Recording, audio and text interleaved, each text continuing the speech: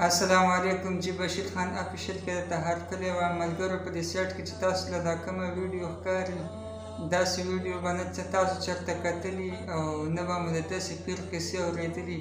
دا یو پیر دی چې لاندې په قبر کې ناستی دی او خلک ورځي خپل مرادونه ترې غواړي او هغه ورته چې د لاندې نه اواز ورکوي چې ستا کار به وشي او هغه ته خپل ډیمانډ کوي. د هغې نه مخکې په دې قبر کې به یا سوري یا به لوډ سپیکر سیسټم وي، نو د هغې په ذریعه باندې ورته جواب ورکوي چې زما موریدان له یا دومره پیسې ورکړه یا چیلي راوله.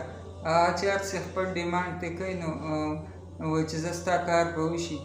نو دا د پنجاب پولیس راغلي چې دا قبر راسپړي تاسو ته په سیټ کې ښکاري. د افسوس مقام خو دا دی چې جي وګورئ دا دومره زړور دی، د داسې زړه دی چې د الله پاک نه هم نه یارېږي چې دا قبر په ما باندې رابند نه شي، چېرته یا راباندې د الله پاک عذاب نازل نه شي. د قبر خو چې څوک نوم اخلي استغفرالله موږ ته یارېږو.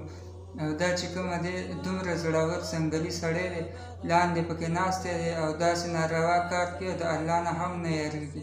نو چې په دې سیټ کې تاسو ته ښکاري چې قبر یې کنستلی دی او پس له هغې چې کومه دی پیر پکې ځان ته ښه ښایسته سیسټم برابر کړی دی، پکې هغه طلایي ده، پکې بړستن ده، سپین بالښت دی پکې چې او دې سیټ ته تاسو ګورئ اوبو ته هم پرتې دي، بلکل ښه سیسټم یې برابر کړی دی. او دا خلک هم د دې نه دا معلومیږي چې موږ اوس هم مسلمانان چې کوم دی په دې کې اوس هم ډېر خلک دی چې په جاهلیت کې پراته دي. نو دا پیر ورته د لاندې نه اواز ورکوي، خپل ډیمانډ ترې پوره کوي او پس له هغې ورته وایي جی چې تاسو دا شی راوړئ نو ستاسو کار به وشي او زما مریدانو سره جمع کړئ. بلکې په ډېرو علاقو کې دا کار چالو دی جي چې تعویضګر دي څوک پیران دي، اصل کې ښه به هم پکې وي خو نن سبا دا جعلي دو نمبري کاته ډېره ده. او افسوس خبره دا ده چې الله پاک موږ ته قرآن رالیږلی دی جي په دې کې د هر قسم بیمارۍ شفا شته دی. هر څه الله پاک وایي ته مانه وغواړه څه جایز څه غواړي زه تاله درکوم.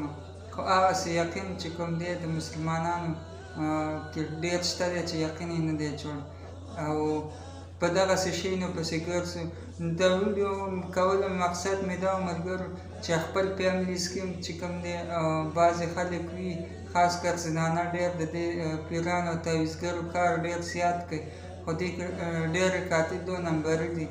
او د ویډیو کولو اصل وجه مقصد زما دا چې خپله هم تاسو سره شیر کړم او تاسو مخکې د نورو ملګرو سره شیر کړئ چې په پیرانو کې داسې پیران هم شته دي. د ویډیو کتلو ډېره مننه. بشیر خان چینل هم سبسکرایب کړئ او بشیر خان افیشل پیج هم لایک کړئ. ویډیو ملګرو سره شیر کړئ. والسلام.